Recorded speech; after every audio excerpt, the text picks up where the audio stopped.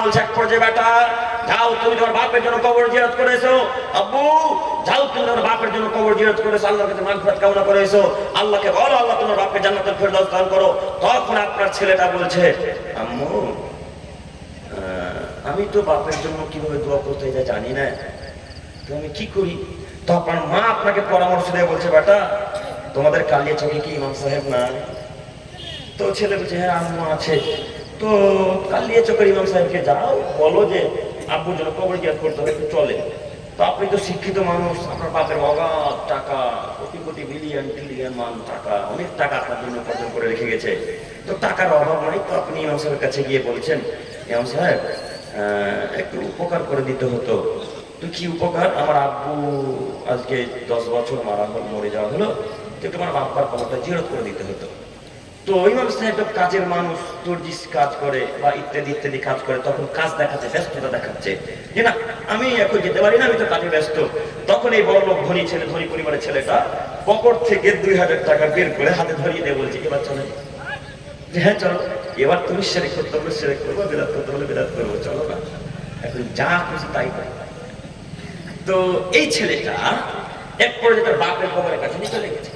তো আমরা যারা গ্রামে বসবাস করি, টাউনে যারা থাকে তারা বুঝতে পারবে না। দেখবেন মাঠে ঘাটে যে জায়গাতে চলাচল করা হয় না, সেই জায়গা যদি 1 মাস 2 মাস না যান, তো বড় বড় গাছ বেরিয়ে যাবে, বেরোয় না?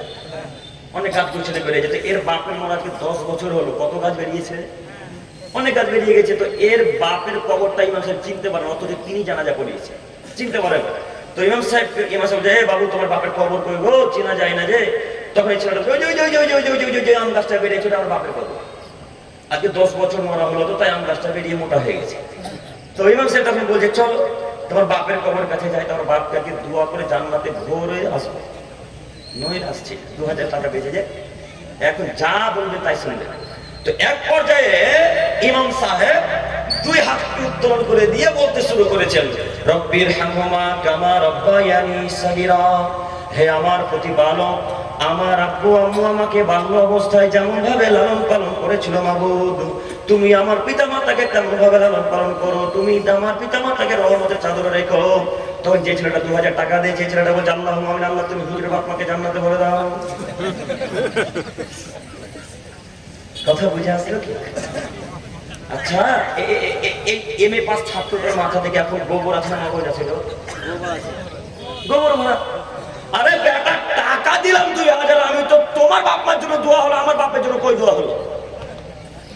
ইমাম সাহেব বলতে শুরু করলেন, রব্বির হামহুমা কামা রব্বায়ানি সাগীরা, হে আমার প্রতিপালক তুমি বড় দয়াবান, তুমি আমার আব্বু আম্মুকে ওইভাবে রেখো যেমন আমার আব্বু আম্মু আমাকে বাল্য অবস্থায় লালন পালন করেছিল।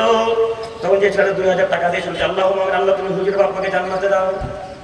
তো এই ছেলেটাকে যদি এখন শিক্ষিত বলে, তাহলে কালিয়াচকের মূর্খ কে? হ্যাঁ, ভারতবর্ষের মূর্খ কে এখন বসবাস করছে? ওই কাপুরুষ অশিক্ষিত বেটার ওই বিদ্যাকে আজকে কালিয়াচকের বাজারের গোরস্থানে কুঁতে দিতে এসে, যে বিদ্যার 5 পয়সা মূল্যায়ন করি না আমরা, এর বিদ্যার 5 পয়সা মূল্য দিই না আমরা।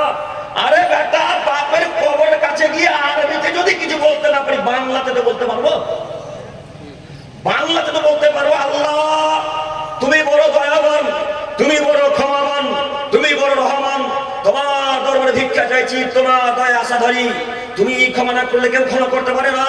আমার বাপ সাধারণ মানুষ, মানুষ হিসেবে পাপ হবেই, আল্লাহ মানুষ হিসেবে পাপ হতে পারে, তোমার কাছে ভিক্ষা চাইছি মাবুদ, তুমি আমার আব্বুর কবর আযাবকে মাফ করো, আমি আমার আব্বুর ছেলে হিসেবে ভিক্ষা চাইছি, আল্লাহ তুমি আমার বাপকে ক্ষমা করো, আল্লাহ তুমি আমার বাপকে ক্ষমা করো। এইভাবে একটা ছাত্রটা যদি কথা বলতে বলতে বলতে বলতে বলতে বলতে যদি 2 চোখ দিয়ে পানি বের করে দিত, আল্লাহর দোয়া কবুল করতো, আল্লাহর দোয়া কবুল এই করবে কেন? মুহাম্মদ সাল্লাল্লাহু আলাইহি ওয়াসাল্লাম বলেন, আদমের ছেলে মেয়ে নেক সন্তান সন্ততি যদি তার পিতা মাতার জন্য দোয়া করেন, তার দোয়া কবুল হয়ে যায়। আর ওই হুজুর যদি কান্নাকাটি করে করে করে করে করে দাড়ি, জুব্বা, পাঞ্জাবি, ওয়েস্টকোট, ব্লেজার সব যদি ভিজিয়ে দেয়, তবু এই হুজুরের দোয়া কবুল হবে না। কেন? দোয়া করার পদ্ধতিটা যে রাসূলের নয়, পদ্ধতিটা কার? হুজুরের দেওয়া বেদাতি পদ্ধতি। কথা বুঝেননি মনে হয়? পদ্ধতিটা কি পদ্ধতি? বেদাতি পদ্ধতি। এইভাবে মুহাম্মদ সাল্লাল্লাহু আলাইহি সাল্লাম সাহাবায়ে কেরাম পৃথিবীতে যতদিন ছিলেন, জীবদ্দশায় কোনোদিন কোশ্চিন কারো কখনো দোয়া করেনি, তাই এই দোয়া কবুল হবে না। যুবক ভাই, আপনার বিদ্যার এখন কোনো মূল্য আছে? হ্যাঁ, আপনাকে তো চিনি আমি, আপনি তো কালিয়াচকের বাজারে ছাত্র, এই তালবেলিমদের অপমান করে আপনাকে চিনি না? যখন এই তালবেলিম ছাত্রগুলো মাথায় টুপি লাগিয়ে পাঞ্জাবি পায়জামা করে যায়, তখন আপনারা মুচকি হাসি দেবেন, একটা ফকিরা বিদ্যা শিখতে গিয়েছিল কালিয়াচকে। আপনাকে চিনি না? আপনাকে দেখেছি আমি যখন আমরা রাস্তায় চলাচল করি পাঞ্জাবি জুব্বা পরে, তখন আপনি বলেন দেখো বাংলা থেকে ভিক্ষা করে এলো। আপনাকে চিনি না? আপনি কোন ধর্ম বিশ্বাস আপনাকে জানি। আচ্ছা, আপনি যে এদেরকে এইভাবে অপমান করছেন, আপনি যে ফকিরা বিদ্যা বলছেন, তা আপনার বাপকে যখন ঢেকে আসবে তো এই ছেলে ছাড়া যে হয় না গো? হ্যাঁ, আপনার বাপকে যখন ঢাকবেন, কবর দিয়ে আসবেন, জানাজা করাবেন, দেখুন যে এই ফকিরা বিদ্যা ছাড়া হয় না। কেন ফকিরা বিদ্যা বললেন? আরে বাপের জানাজা তো হয় না, হয় না। তুমি বেটা যখন বিবাহ করো তখন এই মূলবি ছাড়া হয় না, তুমি কেন তাদের ফকিরা বিদ্যা বলবে? তুমি একা একা বিবাহ করো দেখি, তুমি কিভাবে বিবাহ করবে? তুমি তো সুরাজ দুবা কিছুই জানো না, তো কেন তুমি তাদের ফকিরা বিদ্যা বলো? তোমার একটু লজ্জা হয় না? তোমার একটু হায়া হয় না? তোমার একটু ইতস্তবোধ হয় না? তোমার তো বোধগম্য থাকা উচিত, তোমার তো হায়াও থাকা উচিত, তোমার ইতস্তবোধ থাকা উচিত। তোমার বাপকে জিজ্ঞাসা করো ওস্তাদদেরকে কেমন সম্মান করতে হয়, তোমার বাপকে জিজ্ঞাসা করো ছাত্রদেরকে কিভাবে সম্মান করতে। তুমি জানো এই ছাত্ররা যখন রাস্তা দিয়ে চলাচল করে, তখন আল্লাহর রহমতের ফেরেশতারা এসে তাদের রহমতের চাদর ডানা বিছিয়ে তাদের স্বাগতম জানায় যে আসুন আসুন, আপনি রহমতের দিকে আসুন, আপনি শান্তির দিকে আসুন। এই দুয়া কাদের জন্য ফেরেশতারা করে?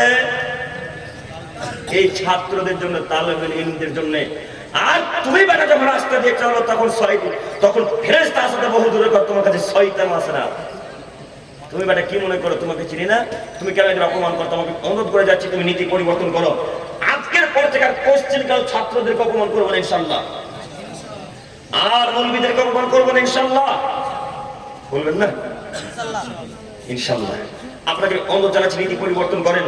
আমি আপনাকে দেখাতে চাচ্ছিলাম যুব সমাজ ধ্বংসের কারণ। যুব সমাজ ধ্বংসের কারণের কথা আমি একটা আয়াত পেশ করেছিলাম। তার একটি আয়াত হচ্ছে ওয়াইলুল কুল্লি হুমাযাতিল লুমাযা, ধ্বংস সুনিশ্চিত, ধ্বংস অবধারিত, ধ্বংস হবেই হবে ওই সমস্ত মানুষ যারা মানুষকে সামনাসামনি গালি দেয় এবং যারা পিছনে নিন্দা করে, পরনিন্দা, পরচর্চা করে, এরা ধ্বংস হবে। জরুরি এখানে একটি কথা, আজকে এই মঞ্চে এই প্যান্ডেলের নিচে যত মানুষ আছে, আমরা যারা সবাই জানি তারা সবাই হাত তুলে বলবো আমাদের সূরা হুমাযা কতজনের মুখস্থ আছে? মুখস্থ নাই? আলহামদুলিল্লাহ, মাশাআল্লাহ। যারা অন্তত 5 ওয়াক্তের মুসল্লি, যারা অন্তত 5 ওয়াক্ত সালাত আদায় করে, এরা প্রায় সবাই সূরাটাকে মুখস্থ করেছে, তাই না? মুখস্থ আছে কথা আমিও জানি। তবে আপনাদের অবস্থা আর ওই বেদাতি হুজুর জর্দাখোর হুজুরদের অবস্থায় এক। আব্দুল করিম সাহেব কেন বেদাতি হুজুররা দিন রাত কোরআন পড়ে, ইন্নাহু মান ইউশরিক বিল্লাহ, যারা শিরক করে মারা যাবে, ফাকাদ হারামাল্লাহু আলাইহিল জান্নাহ, আল্লাহ তার উপর জান্নাতকে হারাম করে দিবে। এই ভাই আপনারা তালবিল দিতেন কি? কোন ক্লাসে পড়েন? নাই আরবি কোন ক্লাসে? মিসকাত পড়ছেন? আলহামদুলিল্লাহ। ওই ভাই আপনারা মৌলবী নাকি হয়ে গেছেন? আপনারা পড়ছেন এখন? তো যাই হোক, তো আমি যেটা বলছিলাম, এই যারা আলবিলিম, যারা তালেবুল ইলম, যারা আমাদের মানুষ, আমাদের মতো, এরা আমাদের কথা আরবি বললে বুঝতে পারবে ইনশাআল্লাহ, তাই না? তো আল্লাহ বলছেন ইন্নাহু মান ইউশরিক বিল্লাহ, যারা শিরক করে মারা যায়, ফাকাদ হারামাল্লাহু আলাইহিল জান্নাহ, আমি আল্লাহ তাআলা তার উপর জান্নাতকে হারাম করে দিলাম। তো এই বাক্য তারা দিন রাত পড়ে, কিন্তু শিরকের ব্যাপার কি বুঝে? আপনিও 5 ওয়াক্ত সালাতে জোহরের সময় বললেন, আজকেই বলেছেন, আসরের সময়, মাগরিবের সময় বলেছেন ওয়াইলুল লিকুল্লি হুমাযাতিল লুমাযা আল্লাযী জামাআ মালা ওয়া আদ্দাদা, বলেননি? বলেছেন, কিন্তু অর্থ বুঝেন না। আপনাকে আমি কি দিয়ে বুঝাই আল্লাহর বাণী? আল্লাহ বলেছেন ধ্বংস অবধারিত, ধ্বংস সুনিশ্চিত, ধ্বংস হবেই হবে ওই সমস্ত মানুষ যারা মানুষকে সামনাসামনি গালি দেয় এবং পিছনে যারা নিন্দা, পরনিন্দা, পরচর্চা করে ধ্বংস হবে। একথা আল্লাহ বলছেন। একটু যুবক ভাই, আপনাকে আমি শতদিন বক্তব্যের মাঝে বলেছি, কেউ যদি আপনাকে সালা বলে গালি দেয় তো বহু বলে বাড়ি চলে আসি, বলিনি? তো আপনি কেন পাল্টা গালি দিতে গেলেন? আপনাকে আমি শতদিন বলেছি, কেউ যদি আপনাকে এক থাপ্পড় বাম গালে মেরে দেয় তো ডান গালটা সামনে দিকে গিয়ে দিয়ে বলবেন এই গালে মার, তারপরে বাড়ি যাও। কেন আপনি পাল্টা গালি দিলেন? আপনাকে বক্তব্যের মাঝে বারবার বলেছি, আপনি যদি ধৈর্য ধারণ করতে পারেন, যদি আপনি গাল দাও থেকে বিরত থাকতে পারেন, অত্যাচার করতে বিরত থাকতে পারেন, তাহলে এই নেকিটা আল্লাহর কাছে পাবেন। আল্লাহ আপনাকে ওই নেকির বদৌলতে, ওই নেকির পরিবর্তে আল্লাহ আপনাকে জান্নাতুল ফেরদাউস দান করবেন। তো আপনি তো বুঝেন না, আপনারও বিদ্যা বুদ্ধি খুব কমই কাজ করে। আমি যখন আপনাকে সালা বলে গালি দিয়েছি তখন আপনি আমাকে অমুকের বাচ্চা তমুকের বাচ্চাতে আমাকে গালি দিলেন, না আমাকে দোয়া করেন, এরকম বলেন না? তা আপনি কেন গালি দিলেন? আপনি যে মুসলমান